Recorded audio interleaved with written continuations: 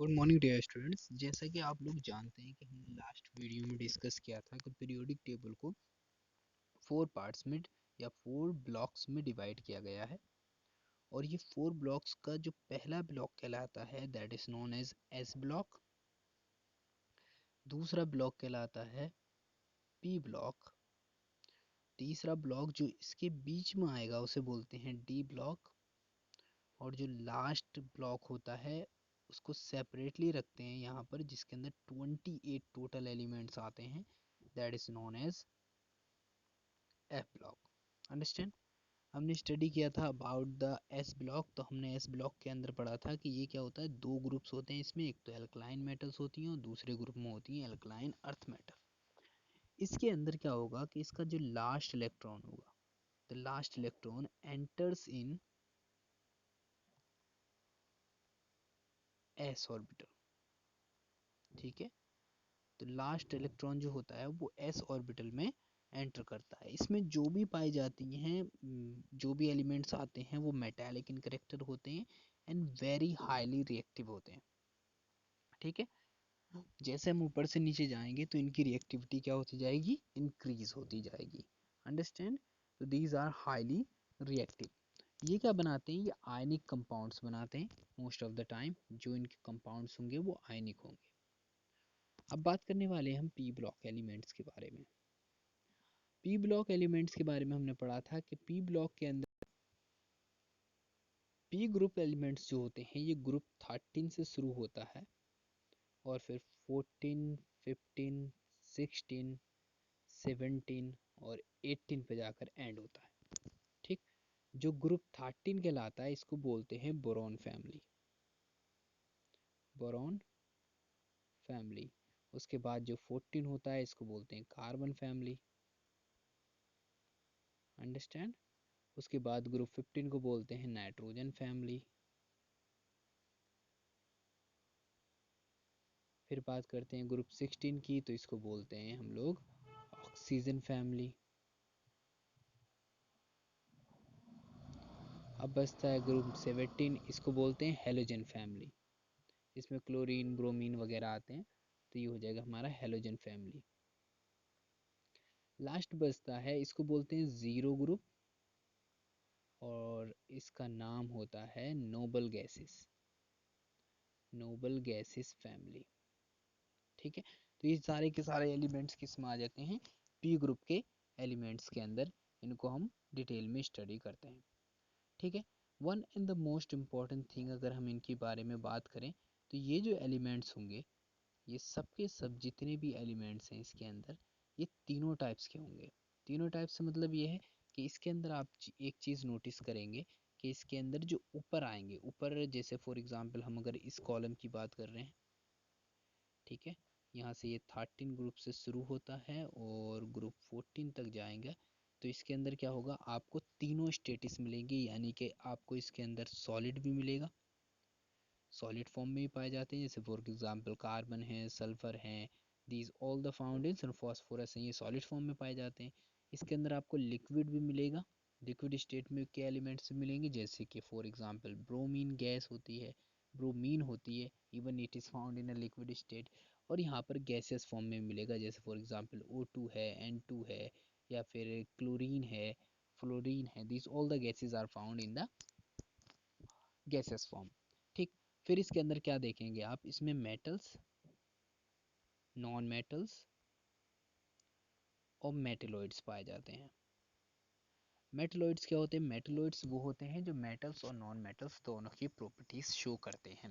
अब यहाँ पर एक बात जो चीज़ को आपको ध्यान रखना है वो ये कि जितने भी एलिमेंट्स ऊपर पाए जाएंगे, यानी कि अपर साइड में जितने भी एलिमेंट्स होंगे वो ज़्यादा से ज़्यादातर कितने कैसे होंगे, मेटालिक होंगे। नहीं ना, कैसे होंगे, नॉन मेटल्स होंगे। जितने भी ऊपर वाले होते हैं जैसे ऑक्सीजन है, नाइट्रोजन है, ये सब के सब कैसे होते हैं, नॉन मेटेलिक होते हैं। फिर बीच में एक ट्रायंगल बनता है, जिग जैग टाइप ऑफ की डायरेक्शन, तो जहाँ से भी ये लाइन होकर गुजरती है वो सब के सब कहलाते हैं मेटेलॉइड। सब के सब कहलाते हैं मेटेलॉइड। और उसके नीचे के जो मेटेलॉइड्स के नीचे के जो एलिमेंट्स आते हैं वो कहलाते हैं सब के सब मेटल्स। यानी कि जो मेटलॉइड्स के नीचे के जो एलिमेंट्स होंगे उनको बोलेंगे हम मेटल्स। अंडरस्टैंड? तो यहाँ पर ये से वाले जो होंगे वो कहलाएंगे मेटल्स। ठीक है, ये मेटल्स कहलाते हैं। जैसे फॉर एग्जांपल आपने लेड सुना होगा, लेड, लेड जो होता है वो क्या होता है, एक मेटल होता है। अब इसके अंदर दूसरी चीज़ जो आपको याद रखना है, that is very very important, कि यहाँ पर जो लास्ट इलेक्ट्रॉन होगा वो NS, और यहाँ पर NP के अंदर जाएगा 1 to 6 तक। इसमें 2 जाते हैं, S ब्लॉक में हम जानते हैं S और ऑर्बिटल में सिर्फ 2 ही इलेक्ट्रॉन जाते हैं, इसमें 1 to 6 तक जाएगा। लेकिन अगर हम ब्रॉन का कॉन्फ़िगरेशन करते हैं, फॉर एग्जांपल हम ब्रॉन का कॉन्फ़िगरेशन करते हैं, हम लेते हैं यहाँ पर सेकंड पीरियड। सेकंड पीरियड आप जानते हैं, पिछली वीडियो में हमने बात की थी पीरियड कौन से होते हैं, जो हॉरिजॉन्टल होते हैं। ठीक है, तो इसके अंदर अगर कॉन्फ़िगरेशन करें तो आ जाएगा 1s2 2s2 और 2p1। इसी तरीके से सेकंड पीरियड के लास्ट एलिमेंट के पास जाते हैं और हम यहाँ पर पहुँच जाएंगे नियॉन के पास। नियॉन का एटॉमिक नंबर होता है 10, तो इसके अंदर इलेक्ट्रॉन भी कितने हो जाएंगे, 10। तो क्या हो जाएगा 1s2 2s2 और 2p6, 10 इलेक्ट्रॉन पूरे, यानी कि पूरी जो लास्ट वाली ऑर्बिट है वो क्या हो गई है, फुल हो चुकी है। 6 इलेक्ट्रॉन p ऑर्बिटल में आते हैं और यहाँ पर 6 इलेक्ट्रॉन क्या हो चुके हैं, पूरे हो चुके हैं। दैट्स मीन यहाँ पर लास्ट इलेक्ट्रॉन 1 से लेकर 6 तक जाता है p ब्लॉक के अंदर। It's done. तो these are called the p block elements. इसमें मेटेलिक, नॉन मेटेलिक और मेटेलॉइड सभी तरह के एलिमेंट्स पाए जाते हैं, सॉलिड, लिक्विड और गैसेस फॉर्म में, तीनों में पाए जाते हैं। और इसके अंदर क्या होता है, एक मेन चीज़, ये इलेक्ट्रॉनों के अंदर इलेक्ट्रोनेगेटिविटी इंक्रीज होती है। ठीक, जैसे हम ऊपर वाले पीरियड की लगाएं तो इलेक्ट्रोनेगेटिविटी क्या होगी, इलेक्ट्रोनेगेटिविटी इंक्रीजेस। और जस्ट बिकॉज ऑफ दैट जो इनकी इलेक्ट्रॉन गैन एनर्जी होगी, एंट्रोपी होगी, एंथैल्पी होगी, electron gain enthalpy, electron gain enthalpy becomes higher. ठीक है, इलेक्ट्रॉन गैन एंथैल्पी क्या हो जाती है, हायर हो जाती है। That is what we are talking about right now. हर एक गैस, हर एक एलिमेंट की एक प्रॉपर्टी होती है पी ब्लॉक के अंदर, क्या कि ये अपनी लास्ट ऑर्बिटल में 8 इलेक्ट्रॉन्स पूरी करने की कोशिश करते हैं। जस्ट बिकॉज ऑफ दैट इनकी इलेक्ट्रोनेगेटिविटी ज़्यादा होती है, तो ये क्या करते हैं, इलेक्ट्रॉन को अपनी ओर ज़्यादा अट्रैक्ट करते हैं। ठीक, now we are going to talk about the D block elements. अगर डी ब्लॉक एलिमेंट्स की बात करूँ तो डी ब्लॉक एलिमेंट्स वो होते हैं जिसके अंदर लास्ट इलेक्ट्रॉन कहाँ जाएगा, last electron enters in D orbital. ठीक है, तो लास्ट इलेक्ट्रॉन अगर क्या डी ऑर्बिटल में जाता हो तो उन्हें बोलते हैं हम D block elements. Understand? These are called D block elements. इनकी अगर जनरल प्रॉपर्टीज की या कॉन्फ़िगरेशन की बात करें तो कॉन्फ़िगरेशन इनका हो जाता है n-1 डी, 1 to 10 इलेक्ट्रॉन जाएंगे, और ns 1 to 2 इलेक्ट्रॉन, यानी कि s के जो s ऑर्बिटल है उसमें 1 से 2 तक जा सकते हैं, और जो हमारे पास d ऑर्बिटल है उसमें 1 to 10 तक जा सकते हैं। ठीक है, इसे समझने के लिए यहाँ पर हम एक एग्जाम्पल उठा लेते हैं, छोटा सा एग्जाम्पल कुछ ऐसे है कि हम एक लिखते हैं मैग्नीज। ओके, हमने लिया मैग्नीज, इसका एटॉमिक नंबर होता है 25, तो इसका मतलब इलेक्ट्रॉन भी कितने होंगे, 25 भी होने वाले हैं। ठीक है, तो कॉन्फ़िगरेशन करते हैं 1s2 2s2 2p6 3s2। Let's do the configuration. तो हम यहाँ पे करेंगे क्या, 25 इलेक्ट्रॉन्स है तो 1s2 2s2 2p6 3s2 3p6। अब इसके बाद क्या आएगी, हमारे पास एक तो 3d है और एक 4s है, तो हम जानते हैं कि यहाँ पर कम एनर्जी किसकी है, 4s की कम है, 3d की ज़्यादा है, तो यहाँ पर क्या हो जाएगा, यहाँ पर आ जाएगा 1s2 4s2 और यहाँ पर आएगा 3d5। आपने क्या देखा, एस के अंदर 1 से 2 तक जा सकते हैं, गए हैं, और यहाँ पर 1 से 10 तक, तो मैग्नीज के अंदर 25 थे, हमारे लास्ट ऑर्बिट के 15 5 इलेक्ट्रॉन जो कहाँ पर चले जाते हैं, इस वाली ऑर्बिटल में चले जाते हैं। दैट्स वाई कि इसके लास्ट इलेक्ट्रॉन डी ऑर्बिटल में गया है, तो इसका जो कॉन्फ़िगरेशन होगा वो क्या हो जाएगा, इसका कॉन्फ़िगरेशन हो जाएगा डी ब्लॉक एलिमेंट्स के अंदर।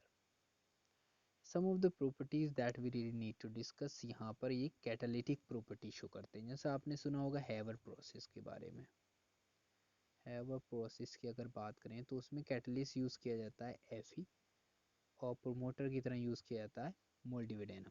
ऐसे ही Fe का यूज़ होता है सल्फ्यूरिक एसिड बनाने में, ठीक है, सल्फ्यूरिक एसिड बनाने में भी Fe का यूज़ किया जाता है, because there it converts SO2 into SO3, understand. तो वहाँ पर इसका यूज़ करते हैं, जिससे कि SO2 यानी कि सल्फर डाइऑक्साइड कन्वर्ट हो जाता है SO3 में, ठीक है। अगला है इसके आयन कलरफुल होते हैं। कलरफुल जैसे Cu की बात करूँ तो इसके आयन कैसे होते हैं, ब्लू कलर के होते हैं, ठीक। इसी तरीके से अगर हम Fe की बात करें, अगर 2+ है तो ये ग्रीन कलर का होगा, ठीक। और अगर हम बात करते हैं Fe3+ है तो ये ब्राउन कलर का होगा। तो this type of properties this ions shows, तो यहाँ की इनकी प्रॉपर्टीज क्या, इनके आयन क्या होते हैं, कलरफुल होते हैं, अंडरस्टैंड। अगली बात करते हैं कि ये मैग्नेटिक प्रॉपर्टीज शो करते हैं, तो हम बहुत अच्छे से जानते हैं आयरन क्या है, मैग्नेटिक होता है। आयरन जो है अट्रैक्ट हो जाता है टूवर्ड मैग्नेट, तो ये मैग्नेटिक प्रॉपर्टीज शो करते हैं। जैसे फेरोमैग्नेटिज्म होता है, फेरी मैग्नेटिज्म होता है। This all the properties we will discuss in next class. फिर बात करते हैं ये कॉम्प्लेक्सेस बनाते हैं, ठीक है। कॉम्प्लेक्सेस बनाते हैं, कॉम्प्लेक्सेस क्या होते हैं, जैसे आपने सॉल्ट्स के बारे में पढ़ा होगा। तो सॉल्ट्स जो होते हैं 3 टाइप के होते हैं, एक तो सिंपली सॉल्ट होते हैं, ठीक। दूसरे होते हैं हमारे पास डबल सॉल्ट, डबल सॉल्ट जैसे आपने फिटकरी वगैरह का नाम सुना हो, ठीक। और तीसरे जो हमारे पास आ जाते हैं, तो तीसरे में हम बात करते हैं कॉम्प्लेक्स सॉल्ट की, ठीक है। तो these are the type of salt. तो इसी तरीके से ये सबसे कॉम्प्लेक्स सॉल्ट जो होते हैं वो बनाते हैं, ठीक है। इनको नॉर्मली क्या कहते हैं, ट्रांजिशन मेटल्स कहते हैं, ठीक। और ये बिटवीन प्लेस्ड बिटवीन रहते हैं मेटल और मेटलॉइड, मेटल्स और नॉन मेटल के बीच में। तो due to their characteristic features, इनके जो फीचर्स होते हैं उनके कारण इनको पीरियोडिक टेबल में डी और एस और पी ब्लॉक के बीच रखा गया है। अब बात करते हैं हम एफ ब्लॉक के एलिमेंट्स की, ठीक। तो सबसे पहली बात, ये जो होते हैं हैवी एलिमेंट्स हैं, ठीक। ये हैवी एलिमेंट्स हैं, जस्ट बिकॉज ऑफ दैट इनकी जो न्यूक्लियस होते हैं वो स्टेबल नहीं होते, तो ये क्या करते हैं, रेडियो एक्टिव प्रॉपर्टीज शो करते हैं। ये 2 तरह के होते हैं, अभी बता देता हूँ मैं। एक होते हैं एक्टिनाइड और एक होते हैं लेंथेनाइड। तो पहला होता है लेंथेनाइड और दूसरा होता है एक्टिनाइड, ठीक। जो लेंथेनाइड है उसे बोलते हैं 4f ऑर्बिटल कंपाउंड्स एलिमेंट्स, और जो एक्टिनाइड है उसको बोलते हैं 5f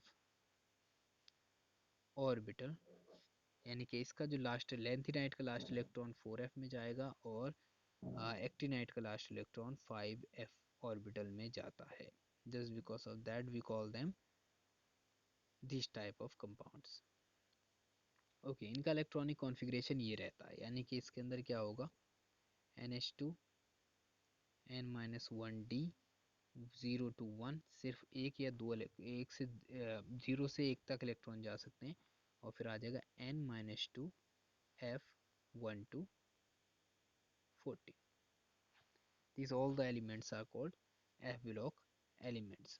One and the most important thing that you really need to keep in your mind कि इनको बोलते हैं inner transition elements, इनको बोलते हैं inner transition elements। F block elements को बोलते हैं inner transition element, जैसे हम D block को transition element बोलते थे, तो इनको बोला जाता है inner transition elements। That's you also see here कि यहाँ पे D orbital कहाँ आ जाती है, बीच में आ जाती है। ये अपनी oxidation normal state and its their oxidation को शो करते हैं, जैसे कि हमारे डी इलेक्ट्रॉनिक कॉन्फ़िगरेशन वाले करते थे, उनके पास इनकम्प्लीट डी ऑर्बिटल होती है, ठीक है। और ये रेडियो एक्टिव होते हैं, जैसे आपने नाम सुना होगा सीजियम का और सिलेनियम का, यूरेनियम का एंड थोरियम का, ठीक, पोलेनियम का। These all the names are used for them. Now we are going to talk about the trends properties. तो इसमें हम बात करेंगे about atomic radius, ionic radius, ionization enthalpy, electron gain enthalpy, ठीक है, ये फिर पढ़ेंगे इलेक्ट्रोनेगेटिविटी, फिर पढ़ेंगे ऑक्सीडेशन स्टेट और chemical reactivity. These are the very very important topics that those we are going to study about. Okay, यहाँ पर हमारे पास आता है atomic radius. So what is the atomic radius, we are going to discuss about it. ठीक, जैसा हम क्या करें, अगर हम एटॉमिक साइज की बात करते हैं जनरली, तो ये क्या होता है, जब आप एक पीरियड में, पीरियड क्या मतलब, यहाँ से लेफ्ट टू राइट जो होता है क्या होता है, पीरियड होता है, और इसी तरीके से अप टू डाउन जो होगा वो हो जाएगा ग्रुप। तो ये जो है एक पीरियड है, ये जो है एक पीरियड है, और ये जो है एक पीरियड है।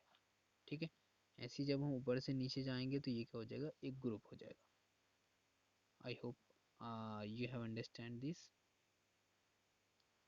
ठीक है, तो जब आप किसी एक पीरियड के अंदर जाते हो तो आगे से पीछे या ऊपर से नीचे जाने, लेफ्ट टू राइट जाने पर आप नोटिस करेंगे कि यहाँ पर जो होती है रेडियस वो डिक्रीज होती है। जैसे फॉर एग्जांपल अगर हम बात करें लिथियम की, तो लिथियम की रेडियस यहाँ पर 150 के अराउंड है, 150 पिकोमीटर के अराउंड है। ठीक, लेकिन जब हम फ्लोरीन की बात करते हैं तो इसका सिर्फ एटॉमिक नंबर 3 है और इसका एटॉमिक नंबर हो जाता है 9। लेकिन आप क्या देखेंगे कि इसकी रेडियस पहुंच जाती है कितने के पास, it is reaches up to 70। ठीक, तो दिस इज द रीजन कि जैसे ही एटॉमिक नंबर बढ़ता है किसी एक पीरियड में, तो वहां पर क्या चीज नोटिस करेंगे आप, एटॉमिक नंबर के साथ साथ जो उसकी साइज होगी एटम की वो डिक्रीज होती जाएगी। ठीक है, और जो इसका इफेक्टिव न्यूक्लियर चार्ज जो होगा वो भी क्या होगा, इंक्रीज होता जाएगा, जिससे एटम का साइज डिक्रीज होता जाएगा। अब क्या होता है, रिजल्टेंट न्यूक्लियस और इलेक्ट्रॉन के बीच में क्या होता है, अट्रैक्शन फोर्स बढ़ जाता है, यानी कि वो एक दूसरे को अट्रैक्ट करने लगते हैं बहुत ज़्यादा तेजी से। Just because of that atom का साइज क्या हो जाता है, श्रिंक होने लगता है, यानी कि छोटा होने लगता है। Atomic atomic radius decreases from left to right.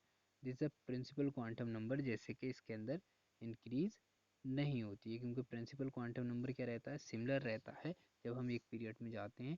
Just because of that इसके अंदर क्या होता है, इलेक्ट्रॉन एक दूसरे को, इलेक्ट्रॉन और न्यूक्लियस एक दूसरे को अच्छे से अट्रैक्ट करने लगता है, जिससे साइज जो होता है छोटा होता जाता है। अब बात करते हैं इसके अंदर कि अगर हम किसी ग्रुप में जाएं, फॉर एग्जांपल हम लिथियम में जाते हैं, सोडियम में जाते हैं, ये क्या है, एक ही ग्रुप के एलिमेंट्स हैं, ऊपर से नीचे यानी कि अप टू डाउन जाएंगे। तो इस केस में क्या देख रहे हैं आप कि जो लिथियम होता है उसका ग्रुप का जो प्रिंसिपल क्वांटम नंबर वो 2 है।